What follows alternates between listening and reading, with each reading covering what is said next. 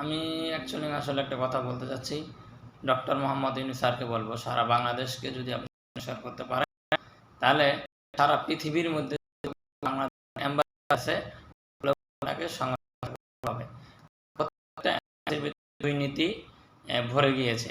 এম্বাসিতে যারা আছে, হাই কমিশনের যারা আছে, হাই কমিশনের সংস্কার করতে হবে প্রত্যেকটা মালয়েশিয়াতে। তো যে সমস্ত আটকা আছে আজকে অনেক দিন যাবত, তাদের খবর নিচ্ছেন না। তা আমি ডক্টর মোহাম্মদ ইউনূস স্যারকে বলবো, এরকম হাই কমিশনার বা দূতাবাস মালয়েশিয়াতে হোক, পৃথিবীর যে কোনো রাষ্ট্রে হোক, সৌদি আরব হোক, কুয়েত, কানাডা, আরব আমিরাত বা ইউএসএ হোক, যেখানেই আছে প্রত্যেকটা হাই কমিশনারকে চাকরিচ্যুত করতে হবে। কারণ এরা ওই গদির ভিতরে বসে বসে খায়, ঘুষ খায়, এটা খায়, ওটা খায়, খাইয়া আজ তারা আঙ্গুল ফুলে কলা গাছ হয়ে গেছে। তা আমি বিশেষ করে বৈষম্য বিরোধী ছাত্র আন্দোলন যারা সমন্বয়ক যারা আছেন, ডাক্তার প্রধান উপদেষ্টা ডক্টর মোহাম্মদ ইউনূস স্যারকে সকলেই আপনারা গোল টেবিলে বৈঠক করে একটা ডিসিশন নেন।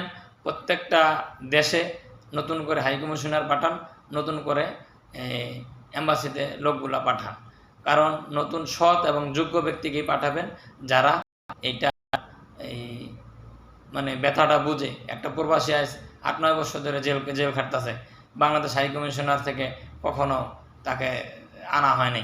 বাংলাদেশ হাই কমিশনার চিঠি দিলে সেটা হাই কমিশন গ্রহণ।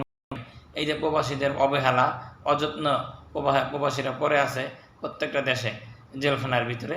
আমি বলবো ওই সমস্ত প্রবাসীদের ডক্টর মোহাম্মদ ইউনূস স্যার উদ্ধার করে, যারা কারাগারে বসে মরে, যেন একটু সহানুভূতি দেখে।